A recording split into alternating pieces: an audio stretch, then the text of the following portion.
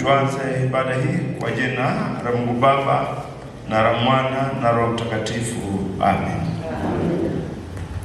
Leo ikiwa ni siku maalum, ibada ya pekee ya uzinduzi wa Baraka TV, tarehe 22 mwezi wa 3 hapa Igurusi, tunaungana na wenzetu katika wilaya zote, tukitanguliwa na neno kuu la wiki kutoka Zaburi ya 130 mstari wa 5.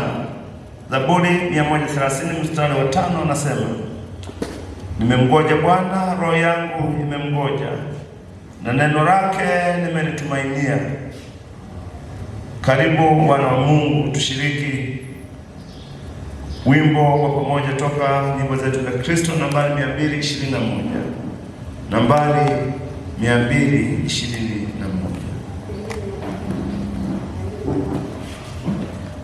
Miambili na moja.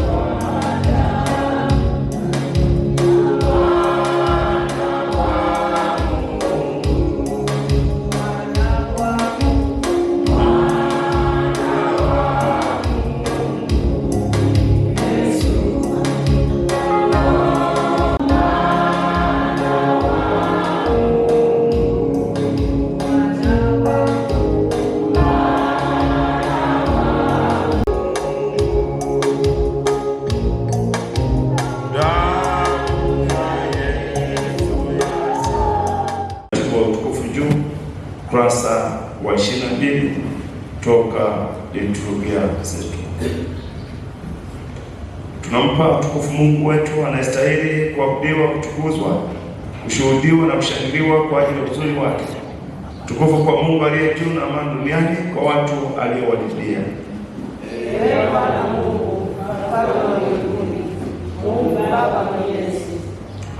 Tunakupa, tunakushukuru, tunakusifu, tunakuhimidi kwa ajili ya utukufu wako.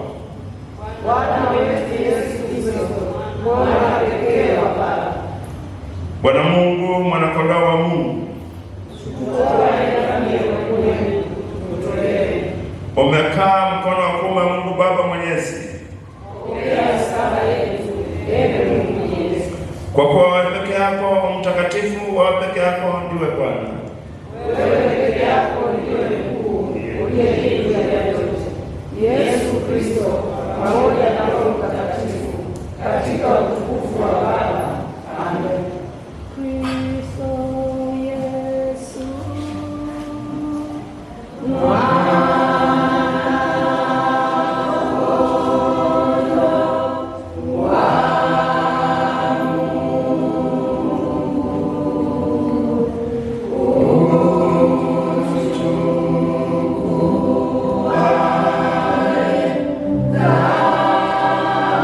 Amen.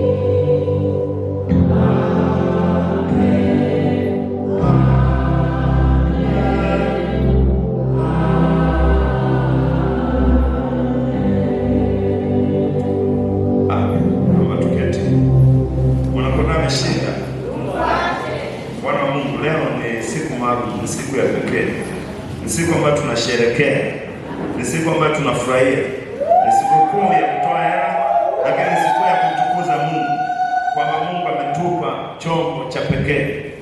Sasa mkiwa mnaitikia hilo, haleluya, Baraka ni jeshi kubwa, na tunamshukuru tunaye baba mwenyekiti yuko pamoja nasi, mtoto wetu wa hapa nyumbani. Kwaya mtakazokuwa mnakuja kuimba hapa, imbeni mjue mnatazama na wengi. Imbeni ni kama mtaimba tena. Vijana kati hapa wenyeji na tafakari. Kwaya kuu tafadhali. Kwaya kuu karibuni.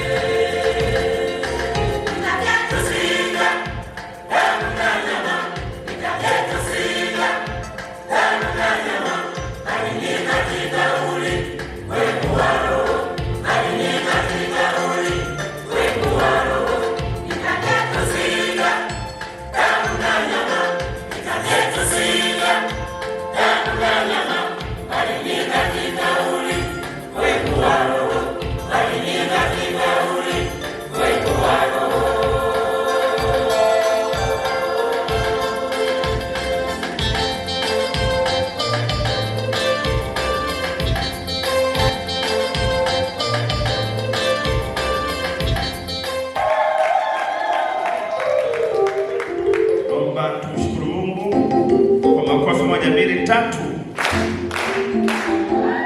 Janakati tafadhali, janakati karibuni. Baada ya janakati tafakari mwa mnasimama. Baada ya tafakari jana mtakuwa mnafuata mwenyeji.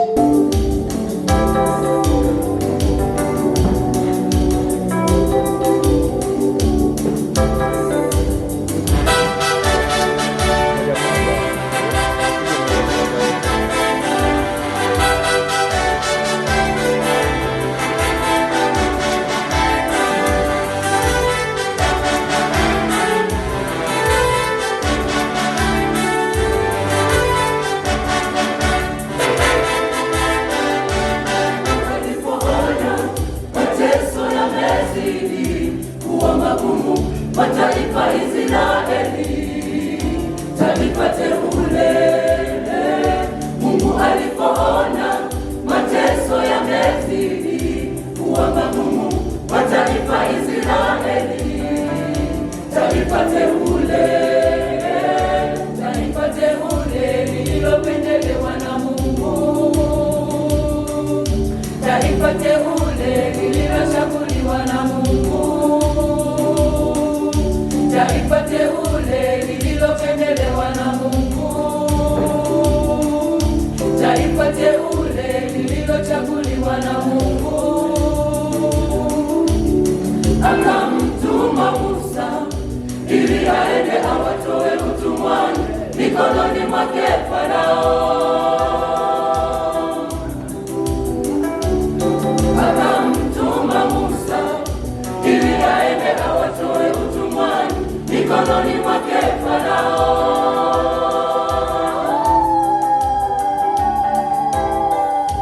Awaambie Waisraeli watoke utumwani kwa Farao. Awaambie Waisraeli watoke utumwani kwa Farao.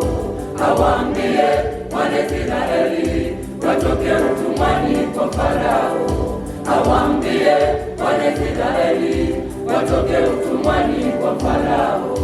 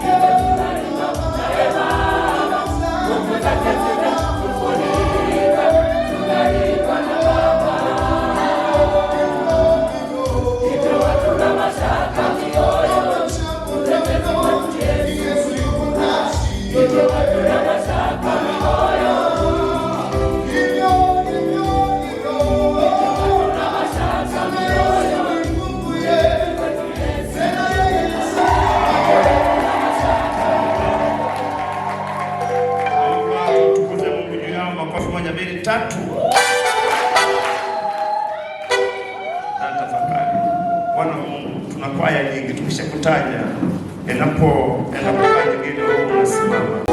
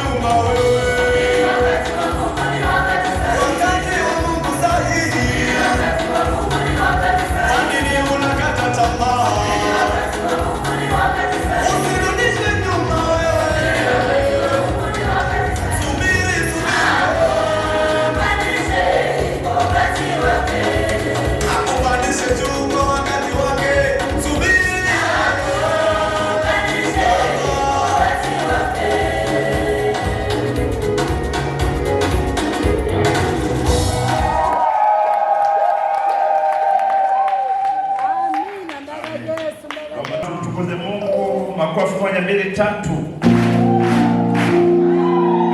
Kanisa la Mungu tusimame. Kanisa la Mungu naomba tusimame, tushirikiane soma Zaburi ya 130. Zaburi ya 130. Baada ya Zaburi, praise team tutakuwa mtuongoza hapa kwa ufupi. Praise team mjongee kabisa, tutakuwa mtutangulia kwa ajili ya kwenda kumshukuru Mungu. Haleluya. Tutakaposoma Zaburi hii, jiandae mwana wa Mungu. Kwanza tumshukuru Mungu kwa ushindi huu ambao Mungu ametupa. Wana Moravian, jimbo la Kusini Magharibi, chini ya watumishi wa Mungu, tumekuwa Mbaraso ambayo tunaye hapa pamoja na kamati ya utendaji wakituongoza vizuri. Huo na television ya kwanza kwa makanisa ya Moravian Tanzania, tukiongozwa na sisi. Tumshukuru Mungu kwamba sio kwamba sisi tunaweza, lakini neema ya Mungu. Lakini hata na wewe kufika leo hii, mshukuru Mungu kwamba Mungu asante kuwa pamoja na. Zaburi ya 130. Bwana, toka vilindini nimekulilia.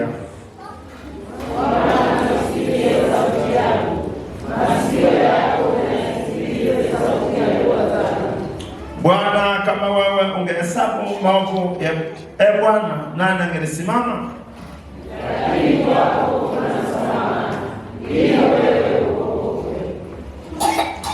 Nimekungoja Bwana, roho yangu imekungoja, na neno lake nimelitumainia. Nafsi yangu inamngoja Bwana, kuliko walinzi waingojao asubuhi.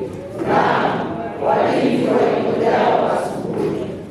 Israeli, umtarajie Bwana, maana kwa Bwana kuna fadhili, na kwake kuna ukombozi mwingi.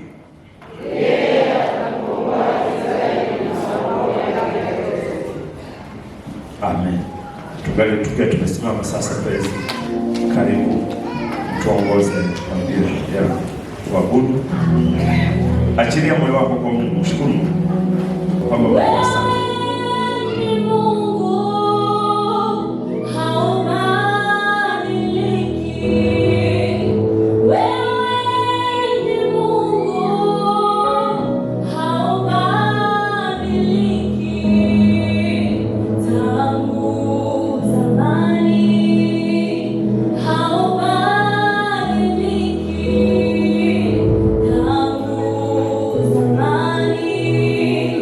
How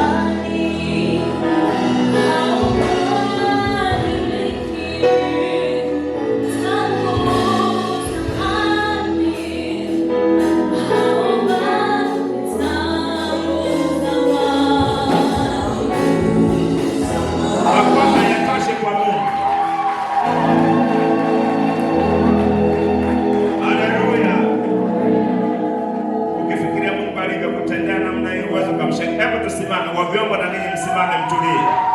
Wakiwemo msipige. Ukiweza nyosha mikono yako juu yote namna hii. Yote miwili, kama umejaliwa miwili, nyosha namna hii. Nitahesabu mpaka 5. Utamshangilia Mungu kwa kutumia vigelegele, ukiweza ni makofi, ukiweza ni miguu. Kwa nini? Kwa sababu mambo ambayo Mungu ametutendea, wewe ukamshangilia Mungu na kumtukuza Mungu namna hii. Haleluya. Bwana wa Mungu, haleluya. Bwana wa Mungu, haleluya. Angalia Mungu wetu. Unajua Mungu aliyekuvusha mwezi wa kwanza, uwe na uhakika ni Mungu atakuvusha wa pili. Uwe na uhakika umeanza ingwe hii ya watatu, uwe na uhakika ni Mungu huyo atakayekuvusha wa 4, wa 5, wa 6, wa 7, wa 8. Haleluya. Ukiwa na uhakika ya kwamba Mungu yuko pamoja nao, uweze kumshangilia Mungu na kumsifu Mungu kizembe kiasi hicho. 1, 2, jiandae kwa Mungu. Huenda mlizaliwa 7, sijajua. Mlizaliwa 10, sijajua. Mmebaki wawili. Uweze kumshukuru Mungu namna hii. Mwaka jana umepita 3, mwaka juzi. Na uwe na uhakika ya kwamba hata mwaka huu, siku hii ya kumshukuru Mungu kwa ajili ya Baraka TV, uwe na sehemu ya kuachilia sadaka yako kwa moyo mkunjufu. Ujua ni Mungu amekutendea. Haleluya. 3, nyosha namna usichoshe. 3. Haleluya, haleluya, haleluya. Wamepata neema ya kufika siku ya 4. Nenda kwa hesabu mara ya mwisho, 4:30. Jiandae mwana wa Mungu. Nyosha mikono yako namna hii. Unajua kumtukuza Mungu. Aliyekuvusha hapa ni Mungu. Aliyekufikisha hapa ni Mungu. Aliyekuwezesha hapo ulipofika ni Mungu. Achilia moyo wako kwa Mungu. Umekutana na vikwazo mbalimbali. Umekutana na majaribu mbalimbali. Umekutana na kila milima na kila mabonde, lakini Mungu amekuvusha. Haleluya. Mara ya mwisho nenda jiandae kwa Mungu. Achilia moyo wako kwa Mungu. Achilia moyo wako kwa Mungu. Ujue unayemtukuza ni Mungu, sio mtu. Moyo wako uhamishe kumtukuza Mungu. Mtukuze Mungu pekee. Mara ya mwisho, andaa moyo wako, andaa moyo wako. Mara ya mwisho. Mara ya 5, makofi na ngenyezo. Makofi, makofi, makofi.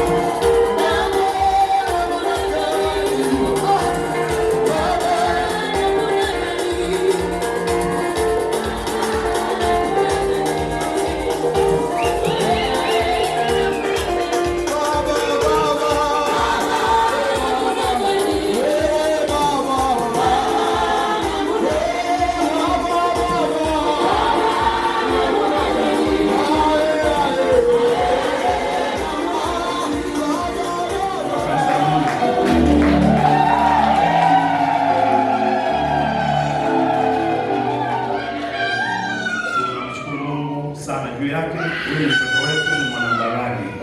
Amina. Mtoto wetu hapa hapa. Naomba tumpokee kwa makofi 1, 2, 3.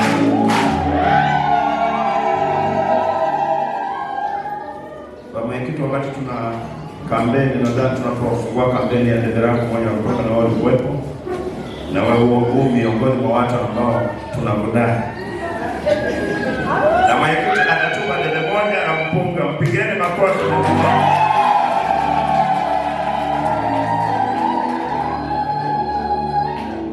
Dede Baraka moja na mpunga. Nitapoje maletu.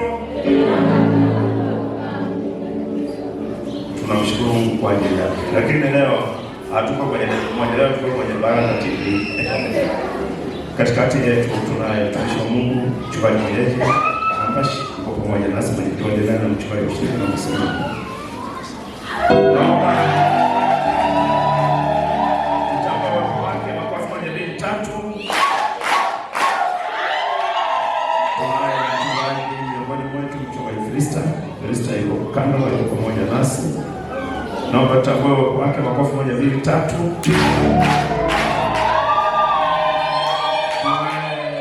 Wetu mchungaji mstaafu, mchungaji Mwandelee yuko pamoja nasi. Naomba msimame. Makofi 1 2 3. Jamani, makofi 1 2 3.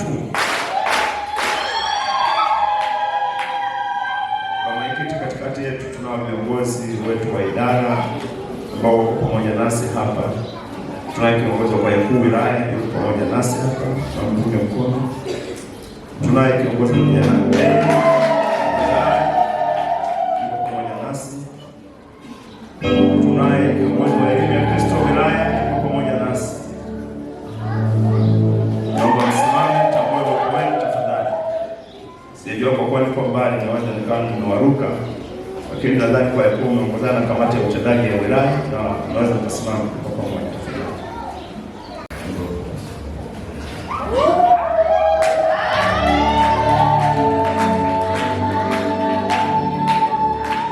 Bwana Yesu asifiwe. Bwana Yesu asifiwe.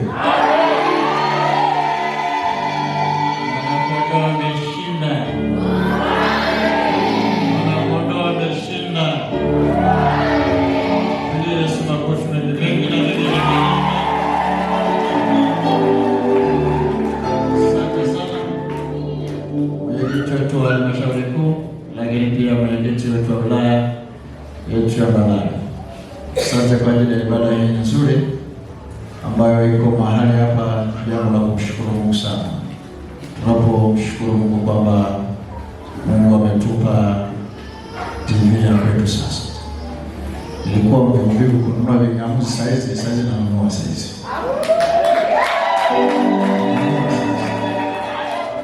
Ili niwe naangalia tu, yaani ukija kwa mara naweka tu ile. Na wewe unaweka ile tu, si ndio? Si ndio? Kuna wenzetu fulani wametupunja sana. Wewe na sisi tunaweka ile mipira tu. Si ndio? Wewe tunaweka ile mipira tu pale. Bwana Yesu asifiwe. Lakini kama ulipata barua yetu ya mwaliko, niombe upunge mkono. Kama ulipata barua yetu ya mwaliko, punge mkono. Ulipata barua ya mwaliko. Wote mliopata barua ya mwaliko, pungeni mkono. Nione kama mpo. Asante. Asante sana, Mungu awabariki sana. Asante. Lakini nazama hapo wengine wazao mwana la pombe ni hapa.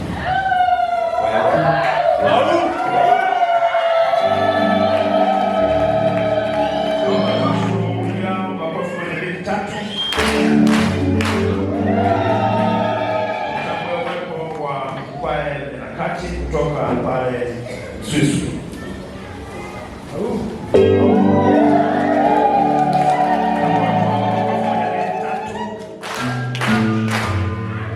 Tutakuwa uwepo wa kwaya vijana kati kutoka Igusi.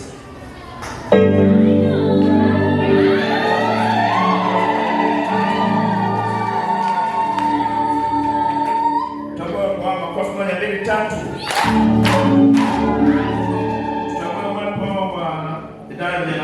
Kutoka Igusi hapa.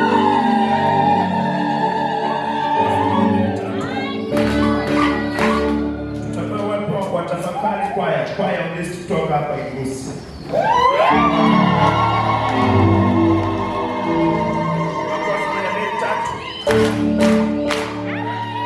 Tutakuwa uwepo wa vijana kati Chimani. Wamefika? Vijana kati Barani. Tutakuwa wapo wa idara ya shule ya Jumapili hapa Igusi.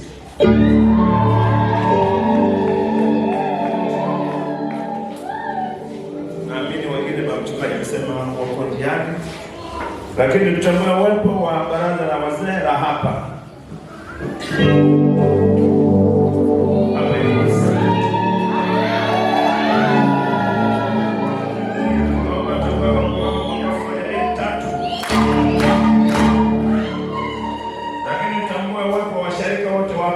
Wa Kristo washirika wote.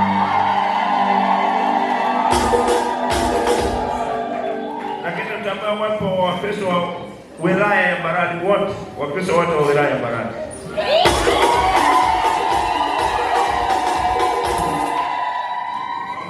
Kwa makofi 1, 2, 3.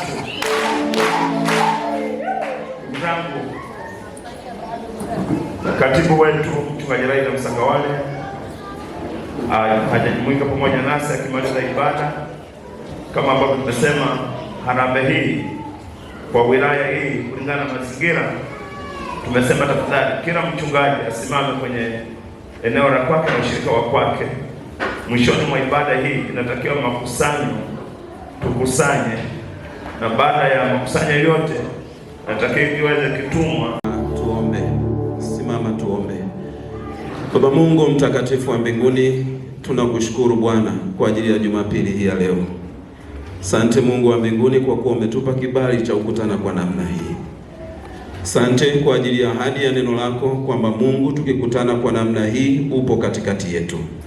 Kwa imani tunaamini ya kwamba Mungu upo katikati yetu ukituhudumia.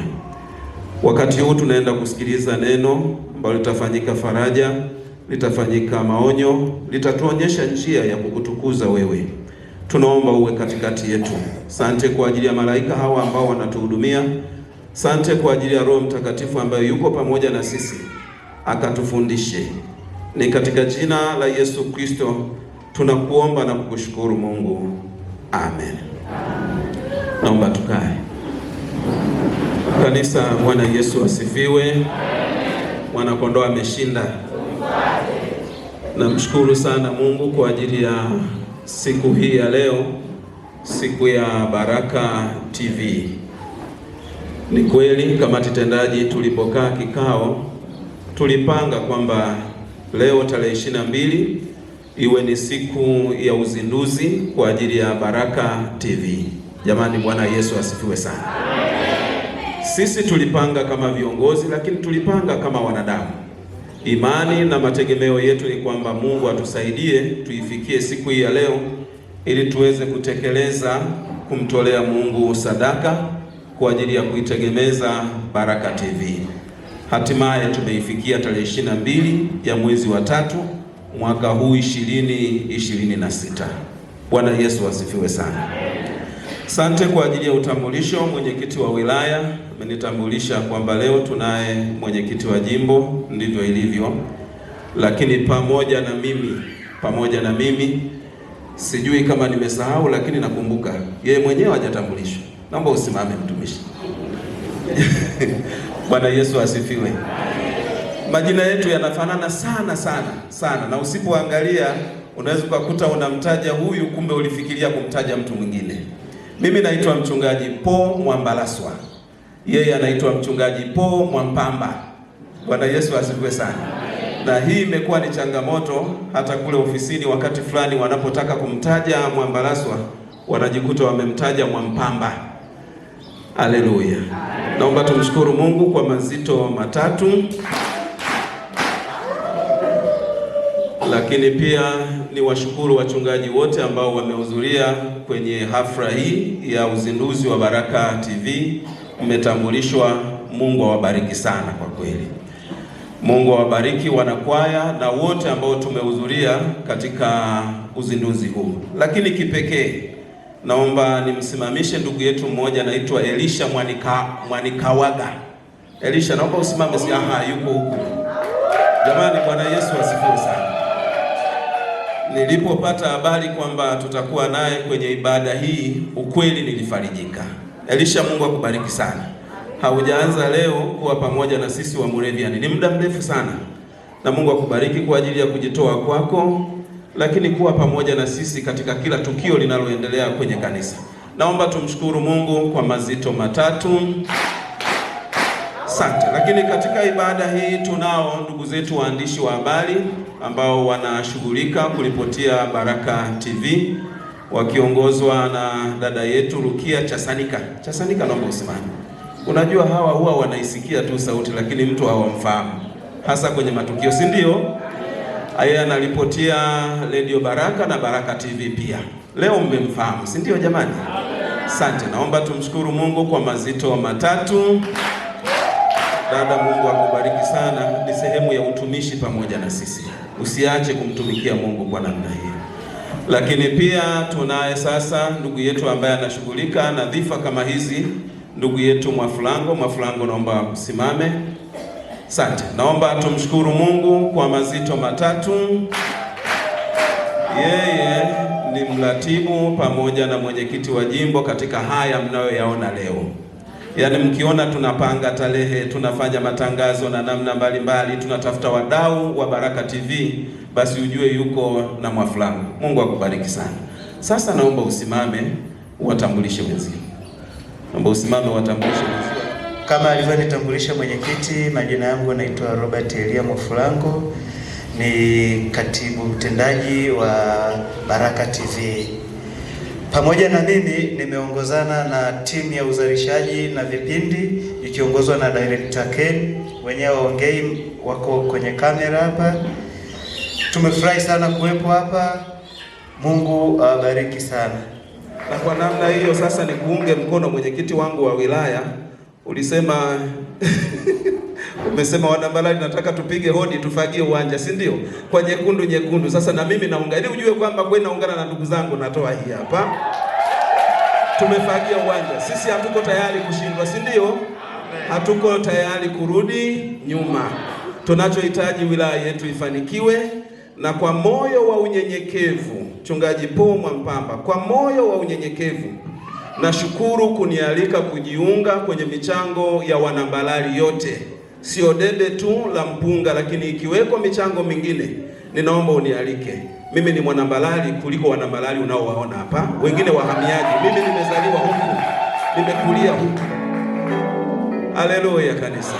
Asante. Sasa naomba tusikilize neno la Mungu. Asante. Tupokee salamu za mwenyekiti. Makofi 1, 2, 3. Sababu hii namtumikia na msifu siku zote. Sikilizeni furaha yangu, Mungu ni pendo, napenda watu. Oh, haleluya.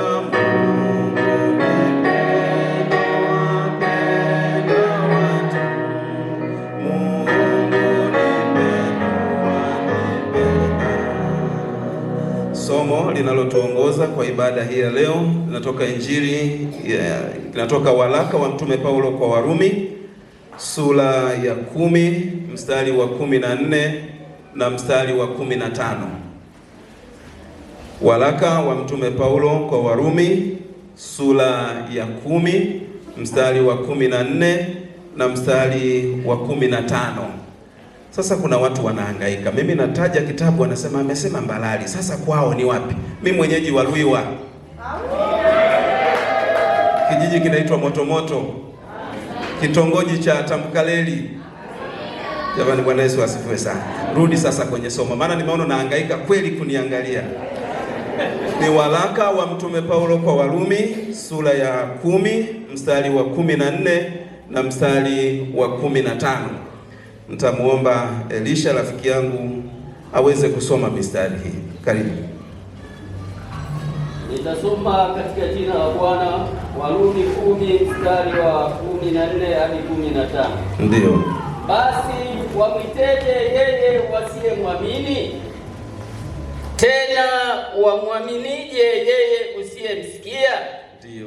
Tena wamsikiaje pasipo mhubiri? Ndio. 15. Ndio. Tena wahubirije wasipopelekwa? Ndio. Kama ilivyoandikwa, ndio, ni mizuri kama nini miguu yao wahubirio habari ya mema. Ndio. Amen. Asante kanisa. Bwana Yesu asifiwe sana. Leo tutakuwa na kipindi kifupi sana cha mahubiri, pengine tofauti na ulivyonifahamu na kunizoea siku zote, kwa sababu tuna tukio kubwa sana la kuchangia uzinduzi wa Baraka TV. Na kwenye ibada hii tutakuwa na mambo matatu ya muhimu. Tutakuwa na neno, lakini tutakuwa na maombi na baadaye tutamtolea Mungu changizo au sadaka ya kutegemeza Baraka TV. Haleluya kanisa.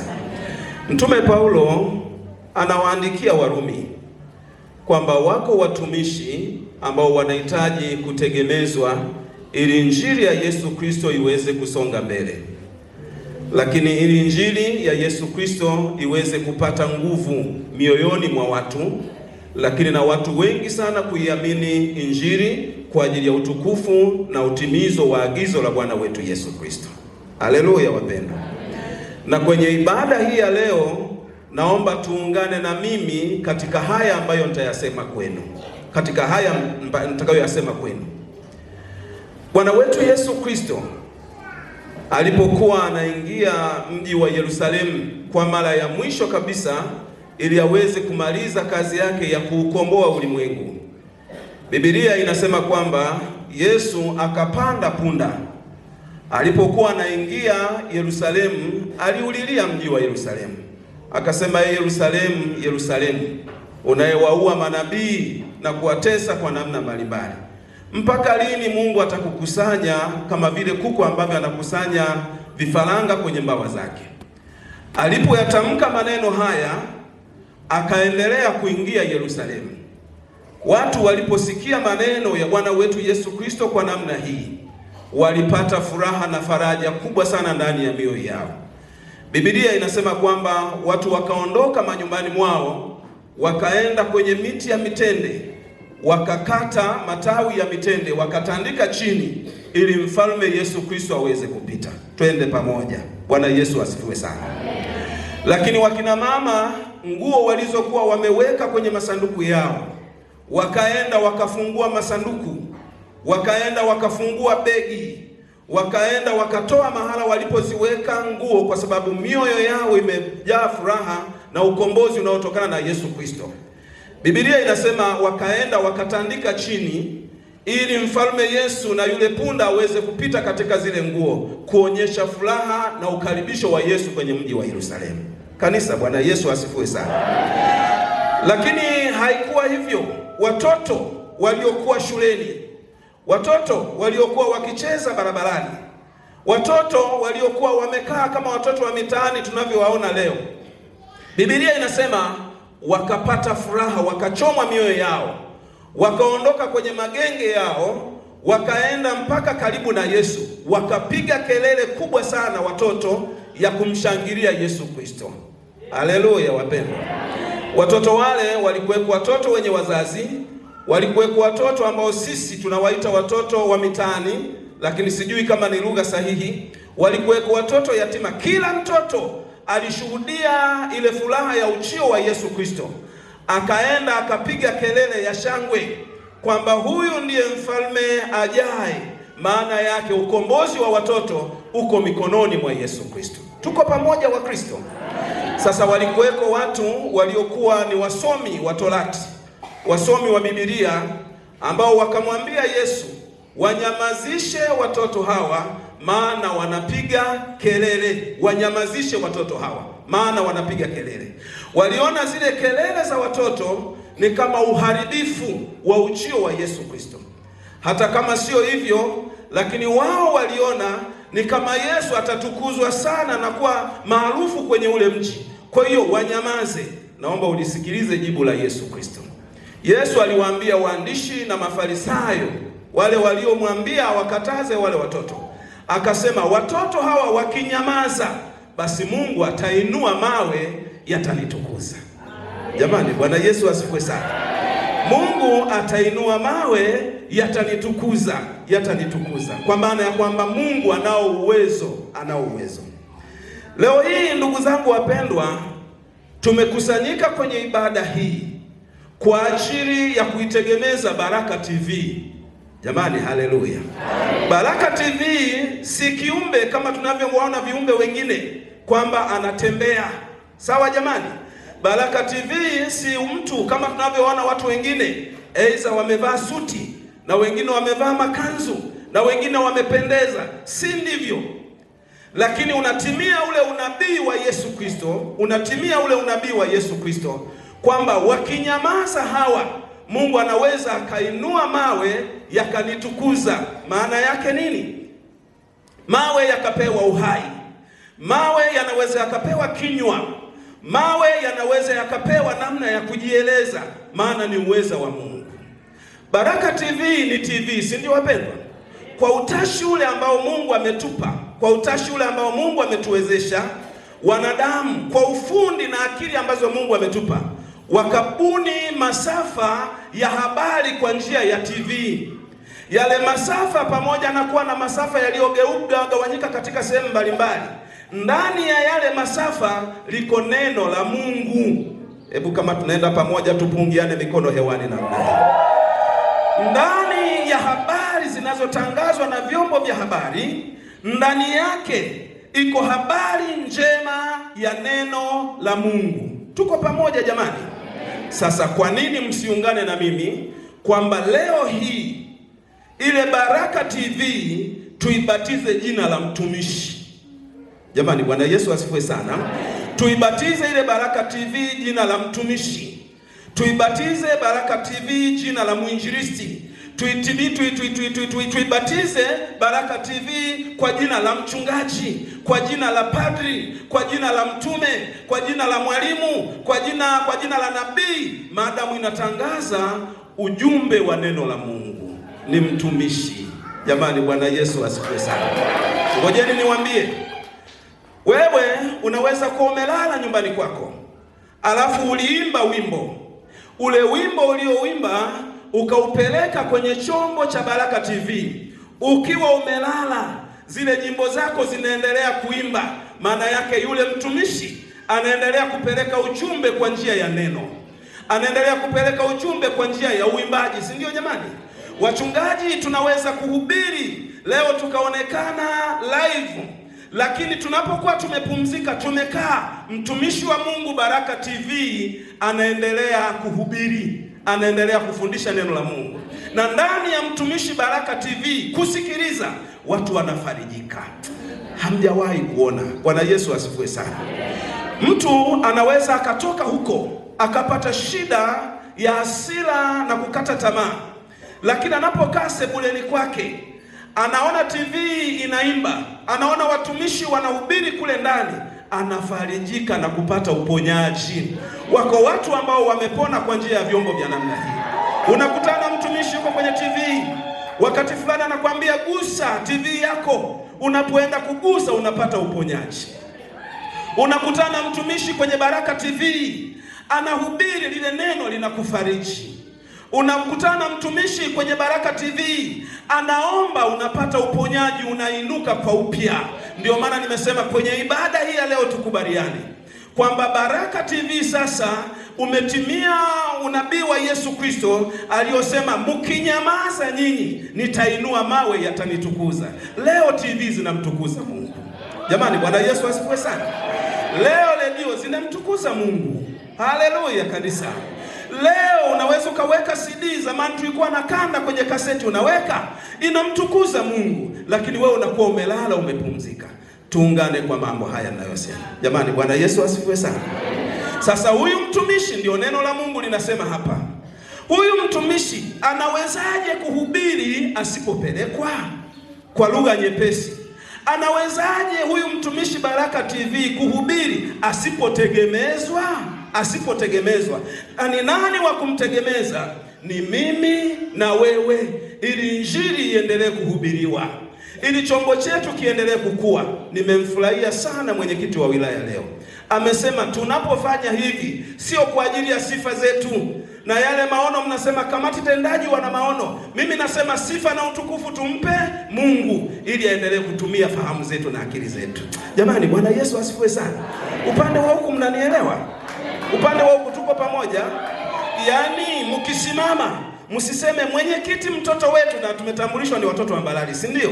Msiseme mwenyekiti mtoto wetu, ila mseme asante Mungu uliyemwezesha hata tunafikia kuyaona haya. Ni utukufu kwa Mungu. Ni utukufu kwa Mungu. Haleluya. Naomba niseme mambo matatu ambayo ndani ya sadaka unayoenda kuitoa leo yana nguvu. Ndivyo ninavyoenda kumaliza neno. Jamani, Bwana Yesu asifiwe sana. Jambo la kwanza, sadaka yako leo ile ya kutegemeza Baraka TV inayoandamana na uzinduzi wa tarehe hii ya leo, sadaka yako ina mambo makubwa matatu ambayo ni faida kwako. Jambo la kwanza, sadaka utakayomtolea Mungu kwenye ibada hii ya leo inakupa uahueni na msamaha na rehema kwa Mungu. Naomba nirudie tena, imeenda haraka. Sadaka utakayomtolea Mungu kwenye ibada hii ya leo itakufanya Mungu akurehemu. Mnanisikia jamani? Itakufanya Mungu akusafirishe salama kwenye safari ya kumtumikia Mungu, manake katika maisha yako. Lakini safari na sadaka yako utakayoitoa kwenye ibada hii ya leo itakufanya uitwe heri. Hebu tukumbuke, ukisoma Mwanzo sura ya 3 mstari wa 21. Baba yetu Adam na mama yetu Eva walimkosea sana Mungu. Walipomkosea Mungu anaposhuka ili aweze kukutana nao kwenye bustani ile ya Edeni, anafika pale anakuta wale watumishi waliowaweka katika bustani ya Edeni hawapo. Sauti ya Mungu yenye upendo, jamani, Bwana Yesu asifiwe sana. Sauti ya Mungu yenye ukarimu, sauti ya Mungu iliyonyororo ikamuita, Adamu, mwanangu, uko wapi? Anasema, nimejificha huku, nimeogopa kwa sababu niko uchi. Maana yake tayari ametenda dhambi, na ile dhambi imemfanya aone aibu. Maana yake aonekane hana kitu, amejificha kwenye matawi, amejificha sijui kwenye nini huko, alimradi asionekane na Mungu. Lakini Biblia inasema hivi, Mungu aliwarehemu wale watu, akakamata kondoo, akamchukua kondoo, akamchinja. Alipomchinja akatoa ngozi, akaikausha vizuri, akamfunga Adam na Eva ili watembee na aibu isionekane. Jamani, Bwana Yesu asifiwe sana. Kwa hiyo, kwa nini kama Mungu mwenyewe alitangulia kuwategemeza Adam na Eva ili waweze kwenda huko wanakokwenda, lakini uso wa Mungu uwe pamoja nao? Maana yake ilitumika sadaka ili uweze kusamehewa, ili uweze kukaa karibu na Mungu, ili uweze kupata rehema. Huna budi kumtolea Mungu sadaka, na sadaka ya leo ni ya kumtegemeza mtumishi ili asafiri salama anapohubiri Injili. Jamani, Bwana Yesu asifiwe sana. Masafa yaende mbali. Mungu akusaidie, usiwe mgumu. Leo tunaikataa kabisa roho ya uchoyo, tunaachilia roho ya ukarimu kwako. Unapofika mahala pa kumtumikia Mungu, usikumbuke umeacha nini, umefanya nini huko. Mtumikie Mungu kwa njia sadaka. Lakini jambo la pili, Bwana Yesu asifiwe sana, ukarimu wako leo wa kumtolea Mungu sadaka ili mtumishi huyu Baraka TV aweze kutangaza Injili, aweze kuhubiri Injili. Zile ahadi ambazo Mungu alikuahidia katika maisha yako zitatimia. Biblia inatufundisha kwenye kitabu cha Mwanzo sura ya 17 mstari wa 19 mpaka mstari wa 21. Pia inatufundisha Biblia, inasema alikuweko mtu mmoja alikuwa anaitwa Ibrahim, alikuwa na mke wake Sara. Hawa watu hawakubahatika kupata mtoto, japokuwa yule mama Sara ndiye hasa hakubahatika kupata mtoto. Lakini siku moja Mungu alimshukia Abraham, akamwambia Abraham, nitakupa uzao mkubwa sana ambao utakuwa zaidi ya mchanga wa kule baharini, ambao utakuwa zaidi ya nyota unaowaona kule juu. Nitakupa uzao, lakini Ibrahim asijue atapata uzao kwa namna gani. Biblia ndiyo inavyosema. Siku moja Ibrahim amekaa nyumbani kwake na mke wake Sara, wakiwa na umri mkubwa, umri wa kutosha. Sara hawezi kupata mtoto tena, amekuwa kikongwe, anatembelea fimbo. Wakakaa mlangoni, wakaona wakawaona wageni wanapita, wametoka kijiji fulani, wanapitia pao waende kijiji kingine ambao kulikuwa kunaitwa Sodoma na Gomora, waende huko.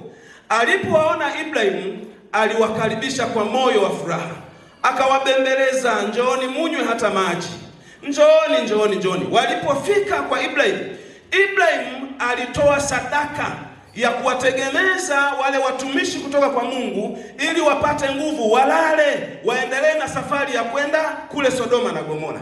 Walipokaa kwa Abraham, walikula, walikunywa.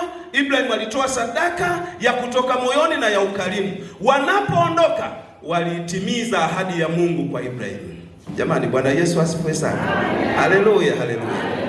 Wakamkumbusha Ibrahim, wakasema, Ibrahim, tunaondoka, tunashukuru kwa ajili ya sadaka yako ya ukarimu, lakini majira kama haya tutakapokuwa tunarudi, mke wako Sara atapata mtoto kwa njia ya ukarimu wa sadaka. Jamani, Bwana Yesu asifiwe sana. Ziko ahadi ambazo Mungu amekuahidia kwenye maisha yako. Ziko nyingi tu. Baraka ya watoto iko, baraka ya watoto wako kusoma iko, baraka ya kutokuwa na njaa iko, baraka ya kujenga nyumba iko, baraka ya kuachana na kupanga iko. Hakuna wakati ambapo Mungu ametukusudia mabaya kwenye maisha yetu. Jamani, Bwana Yesu asifiwe sana. Sasa unapofika mahala unasema, Mungu asante kwa ajili ya hili na kutolea sadaka, Mungu anatimiza ahadi zile ambazo alikuahidia kwako. Ziko ahadi ambazo aidha uliwahi kuota kwenye ndoto, lakini ziko ahadi ambazo pengine hujawahi kuziona, ni katika ulimwengu wa roho, ila tunasema Mungu anakukusudia mema. Jamani, tuko pamoja? Hebu kama tuko pamoja tupungiane mikono hewani. Mungu anakukusudia mema kwenye maisha yako. Sasa yale makusudio ya Mungu na zile subira za Mungu kwako kwa ajili ya baraka, ili ziweze kutimia, zinahitaji umtolee Mungu sadaka. Moyo wa Mungu upate kufurahia sadaka yako, aanze kuachilia baraka yako na ahadi yako iweze kutimia. Jamani, Bwana Yesu asifiwe sana. Sadaka ina nguvu.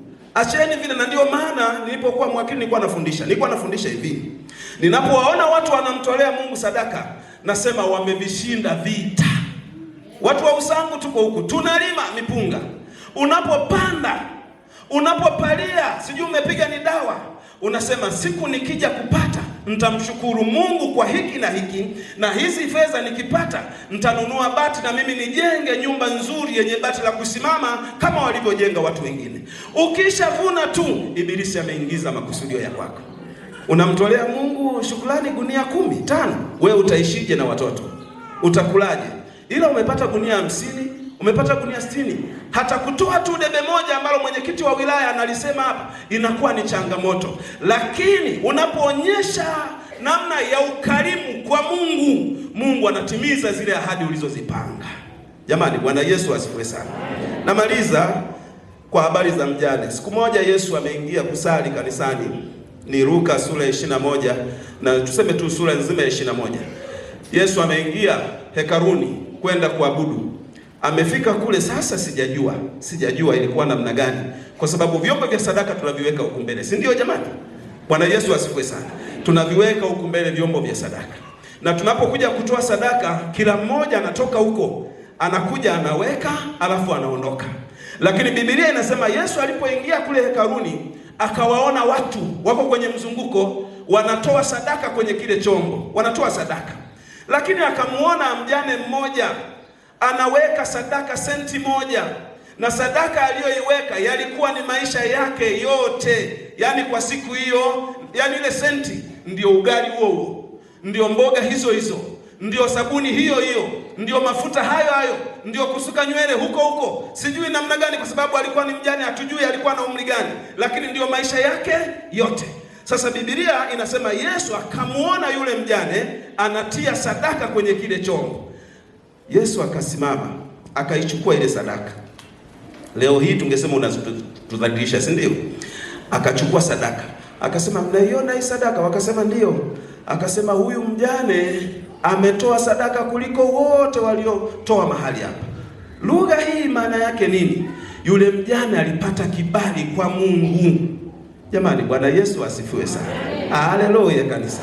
Alipata kibali kwa Mungu. Leo kibali kiko kwako. Hebu mwambie jirani yako, mwambie leo kibali kiko kwako. Tunaenda kumtegemeza mtumishi, leo kibali kiko kwako. Sasa sijaelewa ilikuwaje, kwa sababu hatukaaji huku mbele tukaangalia sadaka. Lakini siku hiyo Yesu, kwa sababu ni kuhani wa makuhani na kuhani ndiye anayepokea sadaka ya kila mtu ambaye anaipeleka madhabahuni. Mungu alimpa kibali, akaenda akasimama mbele, akawa anaangalia sadaka ya kila mmoja anayotoa. Na leo Yesu yuko kwenye madhabahu hii, anaangalia changizo lako kwa kila unalomtolea, hata ingekuwa shilingi 200. Leo mimi nimeona muujiza. Mwenyekiti wa wilaya amesema kwa kidogo wakati tunaimba hapa, tunaserebuka, na mimi nacheza na step, naenda na huku, tumepita tutoto tudogo, tumeleta shilingi 500, kengine 200.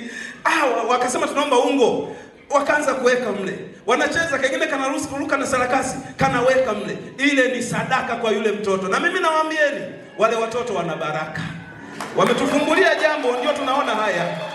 Tukanong'onezana huku mbele, sasa tuchukue ungo bwana, maana huu ni muujiza. Wameweka 200, mwingine 500. Wale watoto ndio maisha yao. 200 ndio maisha ya mtoto. Atatoka hapa atanunua kibamba, si ndio? Atatoka hapa atanunua sijui mua, ndio maisha yake. Akila mua ameburudika. Sasa ndio sadaka ambayo tunasema ina kibali. Naomba usimame. Kama tuko pamoja kwenye ibada hii, tupungiane mikono. Mwenyekiti anasema baraka, lakini hawazioni baraka. Ziko kwenye nguo walizovaa, ziko kwenye mioyo yao, kama Yesu alivyosema. Wanasema mimi sijabarikiwa, nimesema hiki, nimeomba hiki, ila mwaka mzima hajawahi kugusa paracetamol, ila hazioni baraka mtu huyu. Jamani, Bwana Yesu asifiwe sana.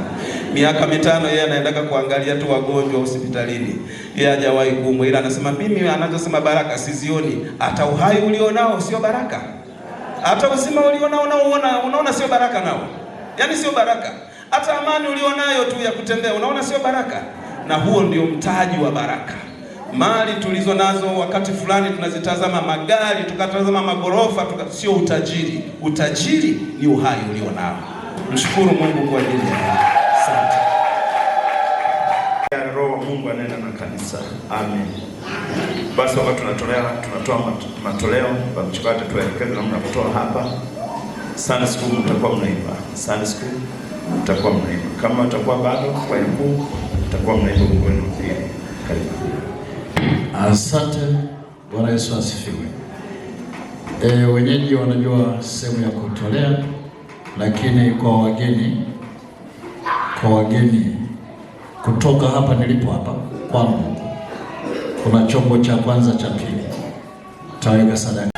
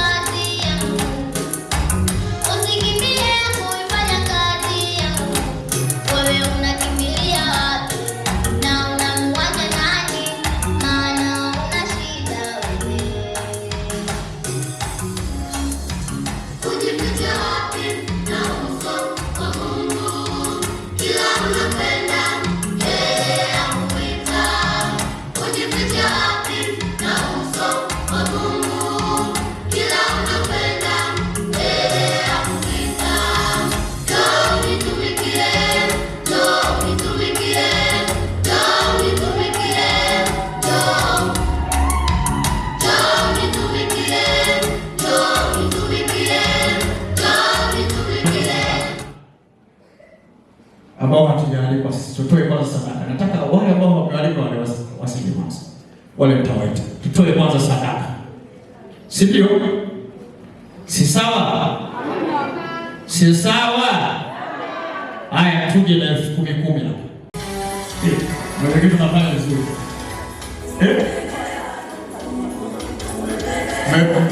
Uende.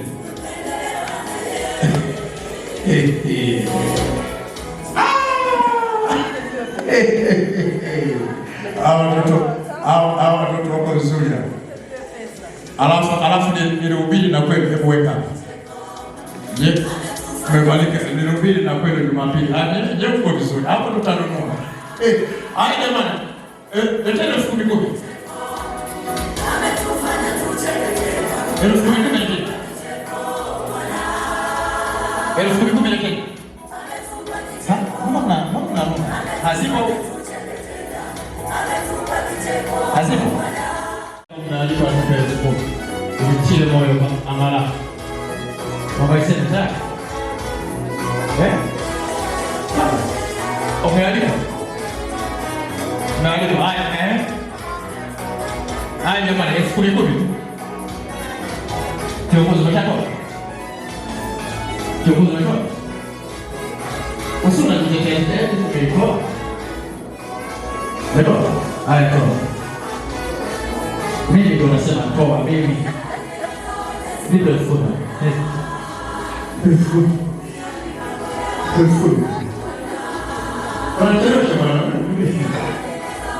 Na wewe ndio unanisumbua bwana. Wewe shamba leo. Alafu tili baraka. Hawa ni saidiana hao wasema. Hawa ni saidiana wanasema.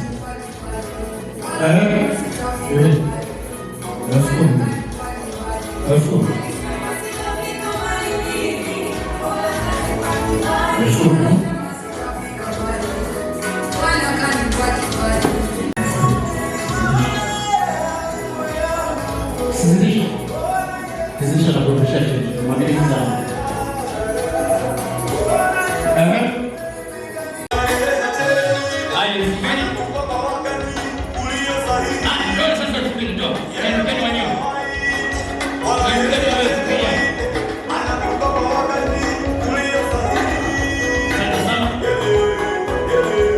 Asante sana.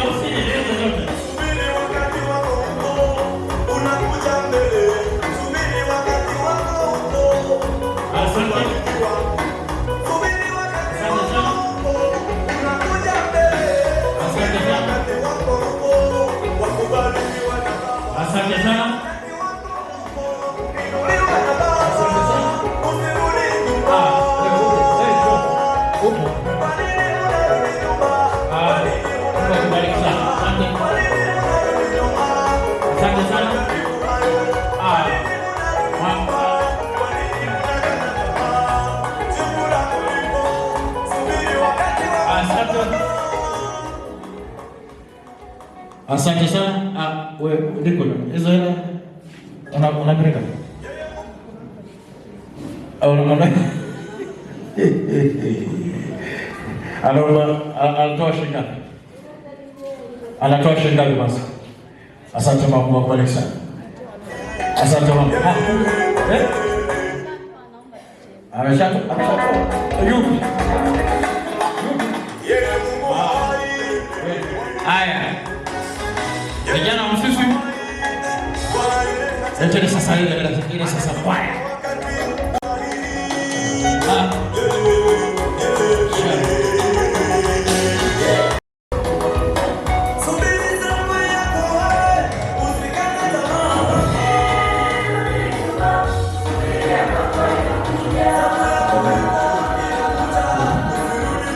Asante kwa yakuu shilingi 1,000 kwa yakuu ya wilaya. Mpigie Yesu na kwa pengine.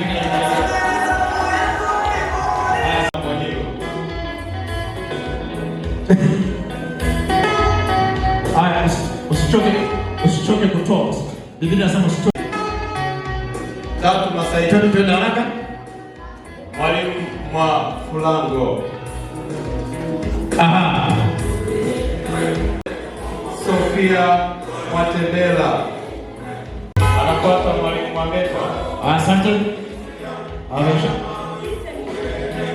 Mwalimu Mwambeta ametaja shilingi 10,000.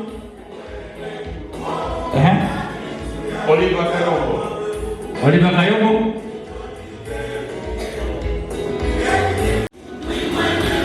Stella Kabeta.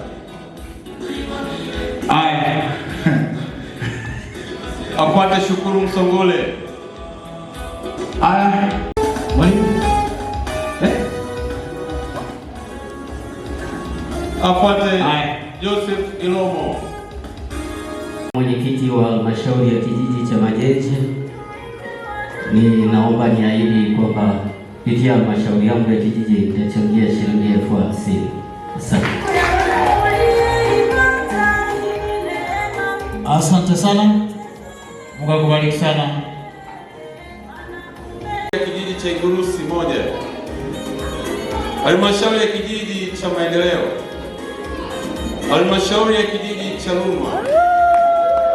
Aha. Asante. Ya wapi? Maendeleo ando 25. Asante, Mungu akubariki sana. Asante kaka. Halmashauri ya kijiji cha Ruma. Halmashauri ya kijiji cha Ilolo. Watu wote. Halmashauri ya kijiji cha Uhambule. Afuate Mwalimu Nelson Nyamilani. Afuate Tuale Lubandano. Karibu. Uko.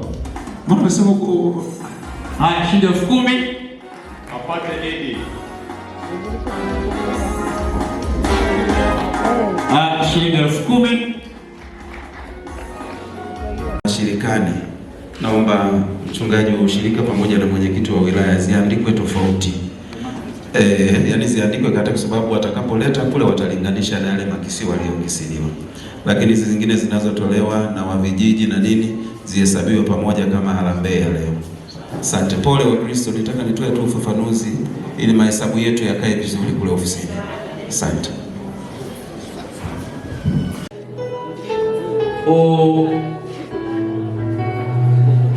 Itifaki nadhani ifuatwe hapa.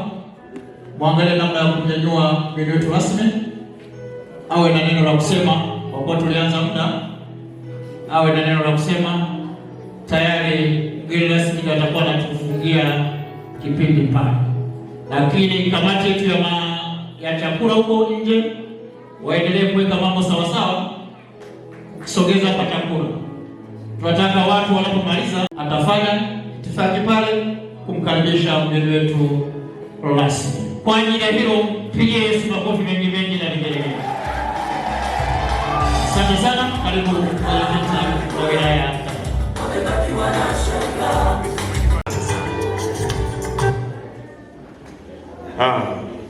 Mwanakonda ameshinda.